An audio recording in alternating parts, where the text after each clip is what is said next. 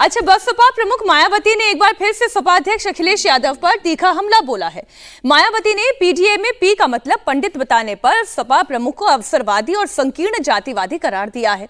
उन्होंने अपने social media handle पर लिखा कि पीडीए में पहले पी का मतलब पिछड़ा बताने वाले अखिलेश यादव अब राजनीतिक स्वार्थ के चलते पी की व्याख्या पंडित के रूप में कर रहे हैं।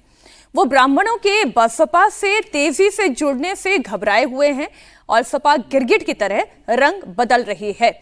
तो सुमीर जी ये समझाएं कि ये मायावती का तो वोट बैंक ही ये रहा था, ब्राह्मणों को जोड़ना, उसके साथ आपका जाटव वोट जुड़ना, दलित वोट जुड़ना।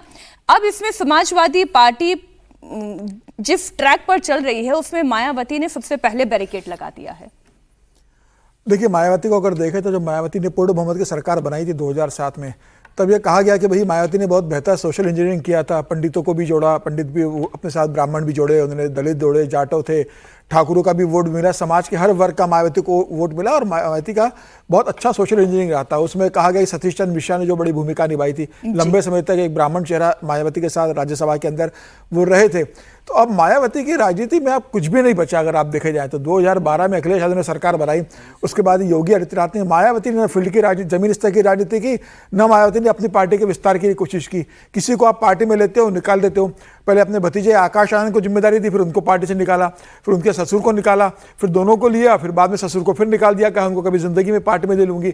आकाश आनंद को भी आपने कोई बहुत अभी जिम्मेदारी नहीं दी है। तो मायावती का भी दुर्भाग्य से ये रहा कि मायावती के जो इकलौते विधायक थे, अभी उनके 2 दिन पहले उनकी डेथ हो गई है।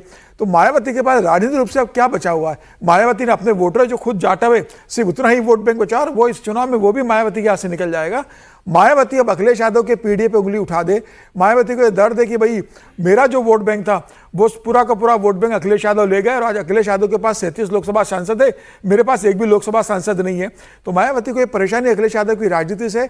अब वो उनके पीडीए में पी को पंडित के कारण नाराज हो, किसी और से नाराज हो, मायावती ने अपनी राजनीति में क्या, मायावती को यह बात करना चाहिए ना। आप अखिलेश यादव और हमलावर होते रहे, इस आधार पर तो आप राजनीति में सर्वाइव करोगे नहीं। चुनाव आ रहे हैं, पॉलिटिक्स पे भी बोलते हैं 6 AM politics versus 12 PM politics.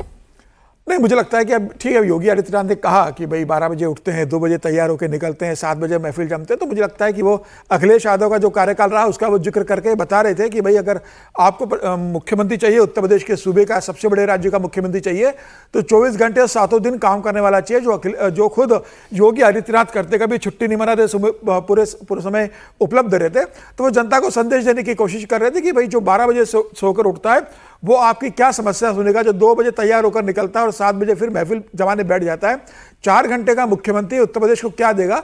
तो जनता को, वोटरों को याद दिला रहा है कि अखिलेश यादव का कार्यकाल देखे और फिर योगी आदित्यनाथ का जो 10 साल का कार्यकाल है, 2017 से लेकर 27 तक का जब कार्यकाल पूरा होगा तो जनता ये देखेगी ना योगी ने क्या दिया है। तो मुझे लग रहा है कि योगी जी का कार्यकाल अगर जनता देखेगी तो फिर अखिलेश कहीं भी दौड़ में नहीं है। ठीक है। अच्छा, हर साल की तरह इस साल भी मुख्यमंत्री योगी आदित्यनाथ ने मेरठ में शिव भक्तों पर पुष्प वर्षा की। कांवड़ मार्ग पर बनाए गए मंच से सीएम ने कांवड़ियों पर फूल बरसाए। सीएम को देखकर कांवड़ियों में गजब का उत्साह देखने को मिला। शिव भक्तों ने बोलबम और योगी के नारे भी लगाए। हर तरफ हर हर महादेव और योगी के नाम की गूंज भी थी।